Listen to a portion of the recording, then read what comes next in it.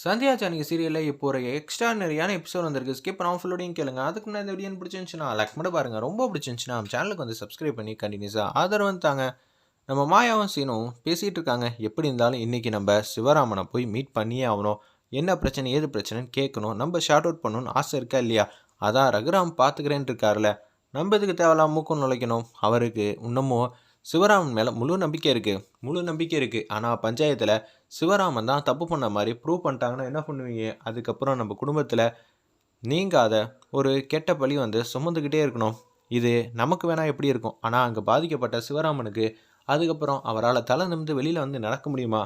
இன்னொன்று, சிவராமன் தப்பு பண்ணுற மாதிரி இருந்தால் அவருக்கு என்ன தீர்ப்பு கொடுப்பாங்க அப்படின்னு சொன்னோன்னா சொல்லிடுறாங்க என்ன கொடுக்க போகிறாங்கன்னு. இதை கேட்டோன்னா பேரதிர்ச்சியாக இருக்காங்க. இதை நிச்சயம் வந்து நம்ம ரகுராம் வாயால் இது மாதிரி தீர்ப்பெல்லாம் சொல்லவே விட்டுறக்கூடாது. நம்மளும் ஆன முயற்சி வந்து பண்ணி ஆகணும். யாருக்கும் தெரியாமல் இன்றைக்கி நைட்டு வந்து பைக் எடுத்துகிட்டு நம்ம 2 பேர் போயிடலாங்கிற மாதிரி அவங்க 2 பேரும் யோசிக்கிறாங்க.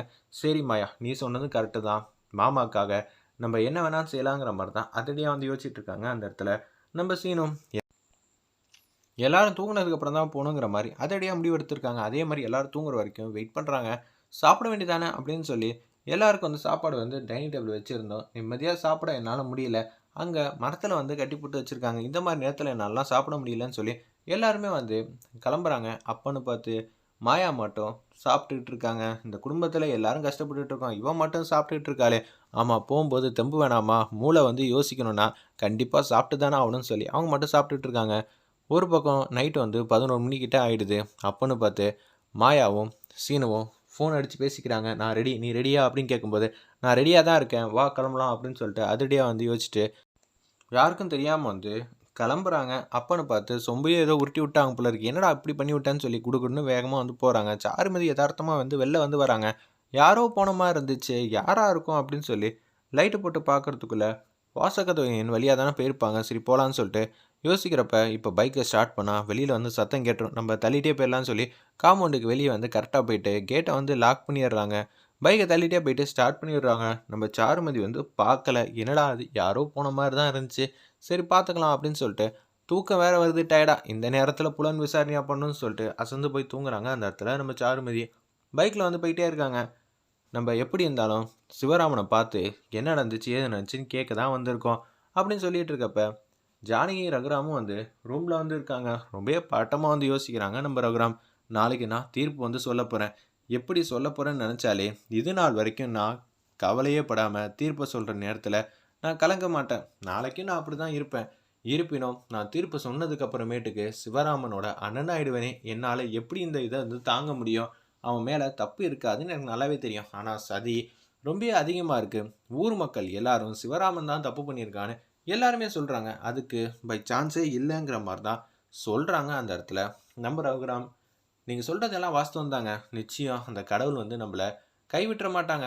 விளக்கு வேற அணைஞ்சிருக்கு, என்ன நடக்க போகுதுன்னு தெரிலங்கிற மாதிரி பாட்டத்தின் உச்சத்தில் இருக்காங்க. ரகுராம் தூங்காமல் அந்த இடத்துல சிவராமனை வந்து பார்க்கறதுக்காக ஆல்மோஸ்ட் அந்த மரத்துக்கு பக்கத்தில் வந்து நிற்கிறாங்க. ஆனால் கூட ஒருத்தவங்க வந்து நிற்கிறனால அவங்க இருக்கிறப்ப நம்ம போகக்கூடாது. ஏன்னா இந்த விஷயம் வந்து எப்படி இருந்தாலும் வந்து வெளியில் வந்து லீக் ஆகக்கூடாது. நம்ம தான் வந்து உஷாராக நடந்துக்கணுங்கிற மாதிரி தான் யோசிக்கிறாங்க. சரி, நீ யோசிக்கிறதெல்லாம் கரெக்டு தான் மாயா. வீட்டில் நம்ம எஸ்கேப் ஆன விஷயம் வந்து தெரியாமல் இருக்கணும். இல்லாட்டி வந்து அது வேற ஒரு பிரச்சனையாக்கி விட்ருவாங்க. யாருக்கும் தெரியாமல் விசாரிக்கணும். அவர் எங்கேயாவது சாப்பிட்றதுக்கு எங்கேயாவது நவுருவார்ல, அப்புறம் பார்த்துக்கலாம்னு சொல்லிட்டு வெயிட் பண்ணிகிட்டே இருக்காங்க. அவங்க ஏதோ ஒரு தேவைக்காக வந்து நவுந்து வந்து போயிட்டுருக்காங்க. அந்த இடத்துல அப்பன்னு பார்த்து மரத்துக்கு பக்கத்தில் அசந்து போய் முடியாமல் உடம்பு கை கால்லாம் நின்றுட்டே இருக்கனால செம பெயினாக இருக்குது போல இருக்கு. அந்த இடத்துல நம்ம சிவராமனுக்கு அசந்து போய் தூங்குறாங்க. ஒரு பக்கம் அசால்ட்டாக வந்து பயப்படாமல் கெத்தா மாதம் வந்து நிற்கிறாங்க அவங்க ஃப்ரெண்டில். மாமா எந்திரிங்க மாமா அப்படின்னு சொல்லும்போது, நீங்கள் எதுக்குடா இங்கே வந்தீங்க? அண்ணனுக்கு தெரிஞ்சால் உங்களை சத்தம் போடுவாங்க. ஆவுன்னா எதுக்கு தெரிஞ்சாலும் மாமாவுக்கு தெரிஞ்சால் சத்தம் போடுவாங்கன்னு சொல்லாதீங்க. நீங்களும் என்னோட மாமா தானே.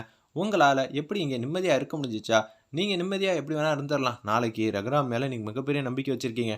ஆனால் என்ன நடந்துச்சுன்னு தெரிஞ்சால் மட்டும்தான் எங்களால் அடுத்த கட்டத்துக்கு ஏதாவது யோசிக்க முடியும். தயவு செஞ்சு சொல்லுங்கள் அப்படின்னு சொல்லும்போது, இந்த விஷயத்துலலாம் நீங்கள் தலையிடாமல் சின்னவங்களா சிறுசாக வந்து இருங்க. அப்படியெல்லாம் நாங்கள் விட முடியுமா? எங்களுக்கு ஒரு பிரச்சனைனா நீங்களும் ரகுராமும் அப்படியே விட்டுருவீங்களா? ரகுராம் வந்து நியாயம் தர்மம்னு இருந்தால் கூட அவருக்கு இது மாதிரி விஷயம்லாம் தெரியாது. முன்னாடியே நம்ம என்ன நடந்துச்சு ஏது நடந்துச்சு நம்ம கண்டே பிடிச்சாகணும். புலன் விசாரணை நான் என்னன்னு தெரியுமில்ல, உங்கள் மேலே சதி போட்டு தான் இந்த மாதிரி பண்ணியிருக்காங்க. அப்போனா என்ன நடந்துச்சுன்னு சொல்லுங்க மாமா. எங்களால் ரொம்ப வந்து இந்த விஷயத்தில் இவ்வளோ நேரம் நிற்க முடியாது. அவர் போனவர் திருப்பி வந்துட்டாருன்னா ஊர் ஃபுல்லாக வந்து பரவிடுச்சுன்னா உங்களை ஏமாத்தினவங்கள எங்களால் பிடிக்க முடியாது. அவங்களுக்கு பின்னாடி யார் இருக்கா என்ன இருக்கான்னு கண்டுபிடிச்சா உண்மையாக தான் ஈஸியாக வந்து வெளியே வர வச்சிடலாம். சரி சொல்கிறேம்மா.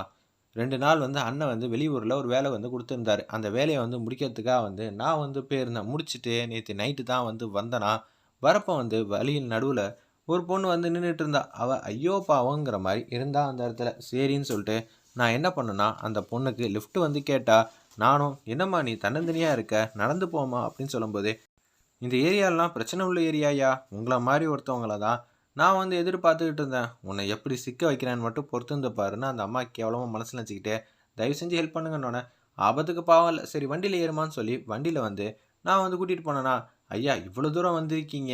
ஒரு பக்கம் வீட்டுக்குள்ள வந்து தண்ணி குடிச்சிட்டு போங்கன்னு சொன்னாங்க. அதெல்லாம் சரி வராது. என் குழந்தைங்க, புருஷன் எல்லாரும் வந்து இங்க தான் இருக்காங்க. தயவு செஞ்சு வந்து தண்ணி குடிச்சிட்டு போங்க" அப்படின்னு சொல்லும்போது, அந்த வீட்ல வந்து எல்லாரும் இருக்காங்கன்னு நம்பி தான் நான் வந்து உள்ள வந்து போனேன். ஃபர்ஸ்ட்டு வந்து என்னதான் அந்த அம்மா வந்து உள்ள வந்து சொன்னா.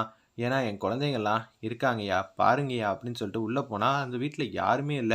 "எங்கம்மா உங்க குழந்தைங்கலாம் இருக்காங்கன்னு" சொல்றதுக்குள்ள அவ கதவு தாப்பா போட்டுட்டு, அவ என்னென்னமோ வந்து பண்ணிட்டா. இத பார்த்தோனே வந்து நான் வெளியில வந்து அடிச்சு புரண்டு ஓடி வரலான்னு பார்த்தா, அவ ஃப்ரண்ட்ல வந்து வந்துட்டா. வந்தோனே ஊர் மக்கள்லாம் வந்து கூடிட்டாங்க. அதுக்கப்புறம் தான் இது மாரி ஆச்சுன்னு சொல்லி முடிச்சிடுறாங்க. "அப்படியா? அந்த லொக்கேஷன் என்ன ஏதுங்கிற மாரி கேட்குறாங்க." உடனே வந்து சொல்லிடுறாங்க. "இனிமேட்டு நம்ப இங்க இருந்தா சரிப்பட்டு வராது. நாளைக்கு ரகுராம் உங்களுக்கு நல்ல விதமா தான் தீர்ப்பு வந்து குடுப்பாப்புல. அதுல சந்தேகமே இல்ல. அதுல கூடிய சீக்கிரம் எல்லா முயற்சியும் ஆனது நாங்க வந்து செய்வோம். அந்த அம்மாவ புடிச்சு உழுக்கு உழுக்குன்னு உழுக்குனா, இதுக்கு பின்னாடி யார் இருக்கா? என்ன இருக்கான்னு கண்டுபிடிச்சுருவேன். மாயா, நீங்க 2 பேரும் எனக்காக வந்தது எனக்கு மனசுக்கு ரொம்ப ஆறுதலா இருக்கு. இனிமேட்டு நான் கவலைப்பட மாட்டேன்ம்மா. நான் ரொம்ப சந்தோஷமா தான் இருப்பேங்கிற மாரி சிவராமன் வந்து பேசுறாங்க. வேற லெவல்ல இருந்துச்சுன்னே சொல்லலாம் அந்த சீன்லாம். இப்ப மாயா என்ன பண்றது? சதி திட்டம் போட்டு சிவராமன சிக்க வைக்கிறாங்க. நம்ம குடும்பத்த அசிங்கப்படுத்தணும்னு யார் நினைக்கிறாங்க முதல்ல? அவங்க தான் இது மாரி பண்ணணும். முதல்ல அந்த அம்மாவ பிடிச்சு விசாரிச்சா எல்லா உண்மையும் தெளிவா தெரிஞ்சிரும். உண்மையிலேயே ஆமாவ மாட்டி விட்டவன் மட்டும் என் கையில கிடைச்சான், அவன உண்டில்லன்னு ஆக்கிருவேங்கிற மாரி தான் அந்த இடத்துல வந்து யோசிக்கிறாங்க. நம்ப சீனு கோவப்பட்டு, ஆத்திரப்பட்டு போனோம்னு வச்சுக்கயேன், இப்ப சிவராமனுக்கு என்ன கதி நடந்துச்சோ, அதே மாரி தான் நம்ப வந்து மத்தவங்களுக்கு ஸ்கோப் வந்து குடுத்துருவோம். அவங்க கை ஓங்குற மாரி ஆயிடும். நிறுத்தி நிதானமா அவங்க விளையாண்டுருக்காங்களே, அத விட பிரில்லியன்ட்டா வந்து என்கிட்ட ஒரு திட்டம் இருக்கு. மாயா திட்டம் போட்டுட்டியா? பின்ன நம்ம குடும்பத்த வந்து காப்பாத்த வேணாமா? அவருக்கு ஏதாவது ஒரு பிரச்சனைனா, அது நம்ம குடும்பத்துக்கு தானே வரும். அவர காப்பாத்த வேண்டிய முழு பொறுப்பு என்கிட்ட இருக்குல்லன்னு சொல்லி, சைலன்ட்டா அவங்களோட திட்டத்த வந்து சொல்லிர்றாங்க. அந்த இடத்துல நம்ம மாயா, "வாவ்! மாயா சூப்பரா இருக்கும். முதல்ல அந்த வீட்டுக்கு வந்து போணும். அந்த பொண்ண வந்து ஃபாலோ பண்ணணும். ஃபாலோ பண்ணா யார்கிட்ட ஏதாவது க்ளூ கிடைக்கிறதுக்கு வாய்ப்பு இருக்குங்கிற மாரி, அந்த இடத்துல மாயா வந்து சொல்றாங்க. "சூப்பர்மா! பார்த்துக்கலாம்ன்னு" சொல்லிட்டு பைக் எடுத்துட்டு சைலன்ட்டா ஒரு இடத்துல வந்து பார்க் பண்றாங்க. அவங்கள பத்தி என்ன ஏதுன்னு நம்ம விசாரிக்கணும்னு சொல்லிட்டு, அக்கம் பக்கத்தெல்லாம் இப்ப விசாரிக்க முடியாது. முதல்ல அந்த வீட்ல என்ன நடக்குது, ஏது நடக்குதுன்னு ஜன்னல் வழியா பார்க்கலாம்னு சொல்லிட்டு, வீட்டுக்கிட்ட வந்து இதான் வீடு. இந்த இடத்துல எப்படியெல்லாம் மாமா அசிங்கப்பட்டுருப்பாருன்னு நெனச்சா, எனக்கே மனசு கஷ்டமா இருக்குன்னு சீனு பேசுறாங்க. அத துடைக்க தான் நம்ம வந்திருக்கோம்னு மாயா வந்து மாஸ் பண்றாங்க.